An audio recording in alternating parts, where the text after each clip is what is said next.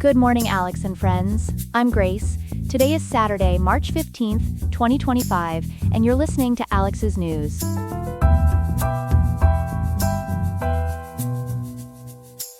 The weather in Riverside will be mild today with a high of 64.0 degrees and a low of 45.1, so you might want to keep a light jacket handy if you're heading out. Coming up, we'll explain the dramatic last-minute deal that prevented a government shutdown in Congress. Then, we'll dive into the reasons behind State Farm's massive 22% rate increase for California homeowners and what it means for residents. Plus, we'll explore the fascinating science behind why we can always find space for that slice of cake or scoop of ice cream, even after a filling meal. All this and more on today's edition of Alex's News.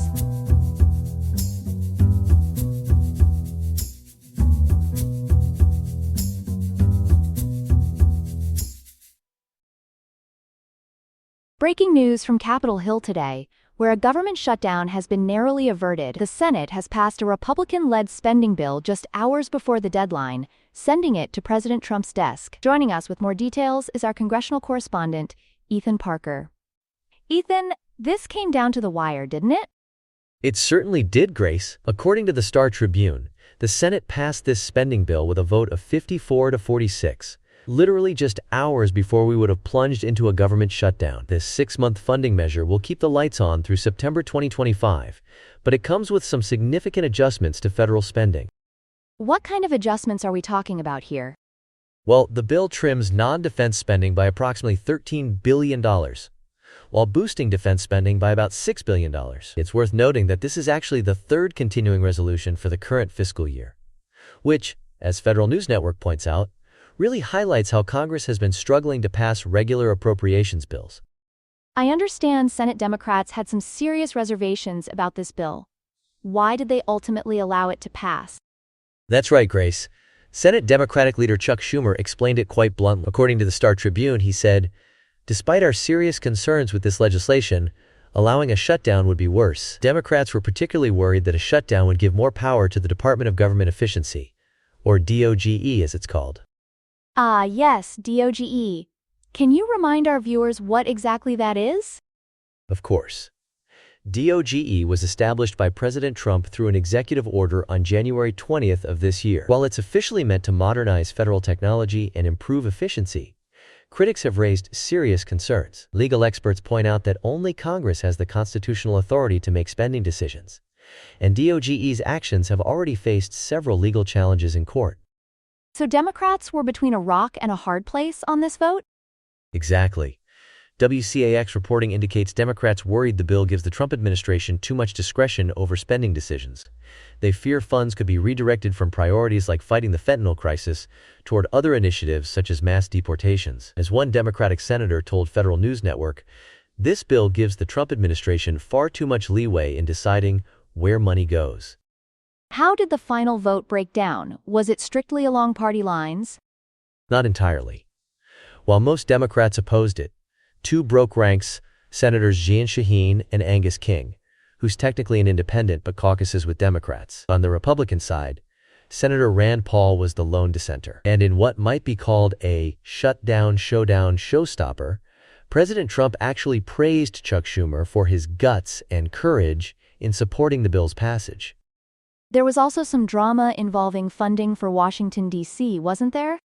Yes, in what I'd call a capital problem, the Senate unanimously approved a separate bill to fix an unexpected provision that would have forced the District of Columbia to revert to 2024 budget levels, a cut of approximately $1.1 billion. That fix now heads to the House for consideration. And what's next on the congressional agenda? Looking ahead, we're expecting a second package to extend tax cuts and offset them with spending cuts in the coming months. That's likely to set up another fiscal fisticuffs between Republicans and Democrats over spending priorities. Thanks for that comprehensive breakdown, Ethan. We'll be keeping a close eye on developments as this story continues to unfold. This is story 1 of 3 this morning. We turn now to a developing story affecting hundreds of thousands of California homeowners. State Farm, the state's largest home insurer, may soon be hiking rates significantly FIA, but there are some important strings attached. For more on this conditional approval and what it means for policyholders, We're joined by our consumer affairs reporter, Chloe Parker. Chloe, what exactly has the insurance commissioner decided here? Grace, according to reporting from Cal Matters, California Insurance Commissioner Ricardo Lara has conditionally approved State Farm's request to raise homeowners' insurance premiums by an average of 22%. But this isn't a done deal yet. The approval comes with 3 major stipulations that State Farm must meet before implementing any increases. And what are those conditions they'll need to satisfy? First, as LAist reports, State Farm must agree to pause all policy cancellations and non-renewals through the end of 2025.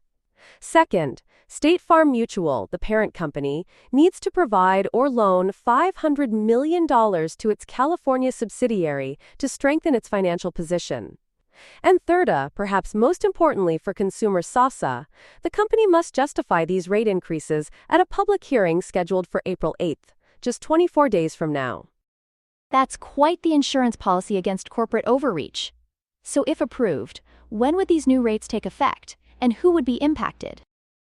If State Farm clears all these hurdles, the new rates would take effect on June 1, 2025.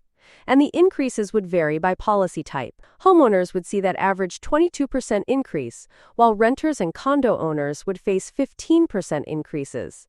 The hardest hit would be rental dwelling policies with a whopping 38% increase. Those are substantial jumps. How does this fit into the bigger picture of recent rate increases? That's where things get really concerning for policyholders, Grace. According to analysis from Perplexity API, State Farm already implemented a 7.9% increase in 2023 and a 20% increase in 2024. If this current 22% increase goes through, California policyholders will have weathered a cumulative 59.2% premium increase over just 3 years, far outpacing the general inflation rate of approximately 12.8% during that same period. So they're really feeling the burn in their wallets.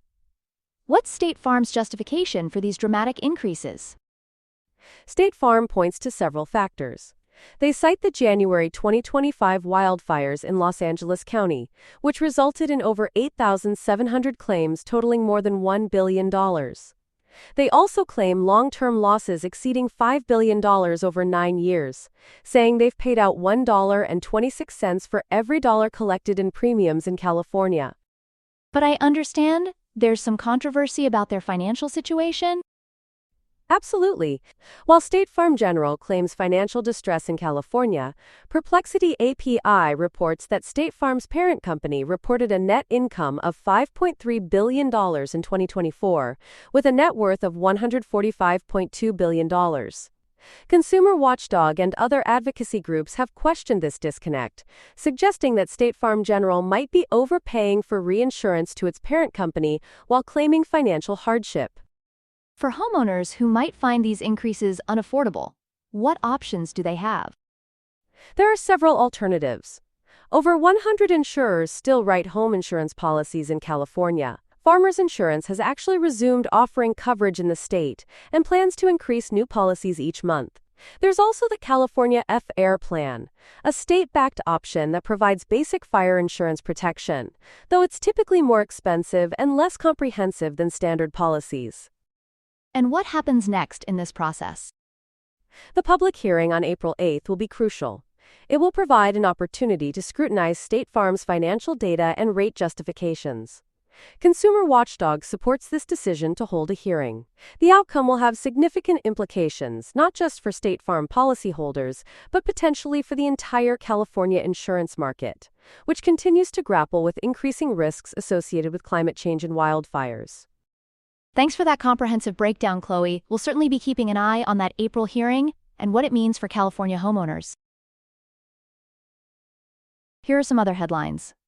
The Trump administration has escalated tensions with Columbia University, demanding unprecedented control over the institution. Following pro-Palestinian protests, the administration has canceled $400 million in federal grants, accusing the university of failing to protect Jewish students.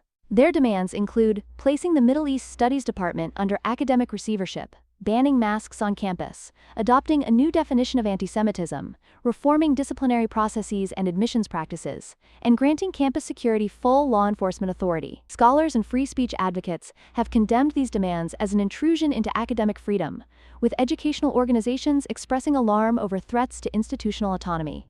In a significant legal development, the Fourth U.S. Circuit Court of Appeals has lifted blocks on Trump's executive orders restricting diversity, equity, and inclusion programs. While allowing enforcement to proceed, the three-judge panel warned that aggressive implementation could raise First Amendment concerns. Judge Pamela Harris emphasized that the orders don't outlaw all DEI efforts, but require compliance with existing anti-discrimination laws, while Chief Judge Albert Diaz defended the value of diversity initiatives. An environmental disaster has struck Zambia after a tailings dam collapsed at a Chinese-owned copper mine, releasing 50 million liters of acidic waste into the Kafue River. The spill has devastated aquatic life and forced authorities to shut down water supply to Kitwe, a city of 700,000 residents. The Zambian government has deployed its air force to drop lime into the river to neutralize the acid, while mine operations have been halted and 2 Chinese managers arrested in connection with a separate leak. President Trump has intensified criticism of South Africa,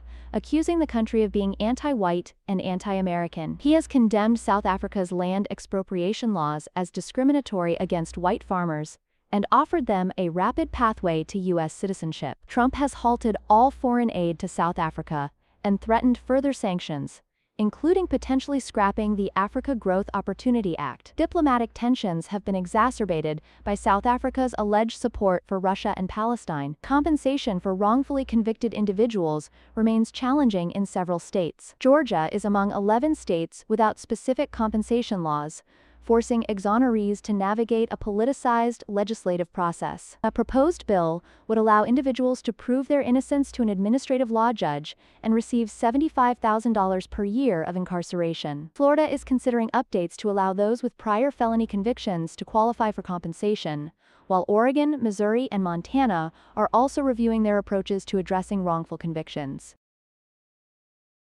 Our third story this morning takes us into the fascinating world of brain science, where researchers have finally explained why we always seem to have room for dessert. Joining us with more on this sweet discovery is our health reporter, Ethan. Good morning. Good morning, Grace. You know that feeling when you're absolutely stuffed after dinner but somehow find space for chocolate cake? Well, according to groundbreaking research from the Max Planck Institute for Metabolism Research in Cologne, Germany, it's not your imagination, It's your brain playing a delicious trick on you. So our brains are actually wired to crave dessert? That's a relief to hear. It's not just my lack of willpower. Exactly. The research, published in Science in 2025 and led by Dr. Henning Fenselau, has identified specific brain cells called POMC neurons that essentially perform a neurological magic trick. According to Dr. Fenselau, these neurons simultaneously tell us we're full, while also triggering intense cravings specifically for sweet foods. That sounds contradictory. How can the same cells tell us we're full but also make us want more food? It's a brilliant evolutionary adaptation, Grace. These POMC neurons, located in a region called the arcuate nucleus, release signals that suppress our appetite after a meal. But the researchers discovered that these same neurons also produce beta endorphins, a natural opioids that specifically drive sugar consumption. It's like having a stop sign and a free candy sign mounted on the same pole. Did they only study this in lab animals? Or does this apply to humans too? Great question. The research team confirmed their findings in humans using brain scans. When volunteers were given sugar solutions, the same brain regions lit up on functional MRI scans, suggesting we share this mechanism with mice. As the Max Planck Institute researchers noted, this could explain why desserts have become such a universal cultural phenomenon across human societies. I'm having a pudding epiphany right now. From an evolutionary perspective, I suppose this makes sense? It absolutely does. Sugar is relatively rare in nature but provides quick energy. Our brains appear to be programmed for pudding, so to speak, controlling overall food intake while encouraging us to gobble up sugar whenever it's available. It was a survival advantage for our ancestors to consume these high-energy foods when they found them. Could this discovery help with treating obesity or managing sugar cravings? Potentially. According to industry reports, Rhythm Pharmaceuticals is currently conducting a global Phase 3 trial evaluating a medication called setmelanotide in patients with acquired hypothalamic obesity, with results expected in just a few months. However, current treatments don't specifically address this newly discovered dual function of POMC neurons. While we wait for science to catch up, are there any practical strategies people can use to manage these hardwired sugar cravings? Absolutely. The research suggests several approaches mindful eating to recognize when you're truly full, incorporating more protein and fiber into meals, regular exercise, stress management techniques like meditation, and ensuring adequate sleep. Unfortunately, there's no specific food that directly blocks this sugar craving pathway without affecting the satiety function. So what's next for this sweet science? Researchers are now exploring whether blocking opioid transmission from these neurons could reduce sugar intake and potentially combat binge eating and obesity. As Dr. Fencelau concluded in his report, the next time you find yourself eyeing the dessert menu after a satisfying meal, remember that it's not just a lack of willpower, as your brain is actively pushing you toward that sweet treat, even as it signals that you've had enough to eat. Well, that certainly gives us food for thought. Thanks for that brain candy, Ethan. I'll remember this research the next time I mysteriously find room for cheesecake after claiming I couldn't eat another bite. My pleasure, Grace. It's nice to know we can blame our brains when we desert our diet plans. That's all we have for now. Today's episode was made by Alexander King with Claude Sonnet 3.7, Gemini Flash 2.0, the Perplexity API, and the Google Cloud Text-to-Speech API. Hope you have a great day. I'll see you tomorrow, Alex.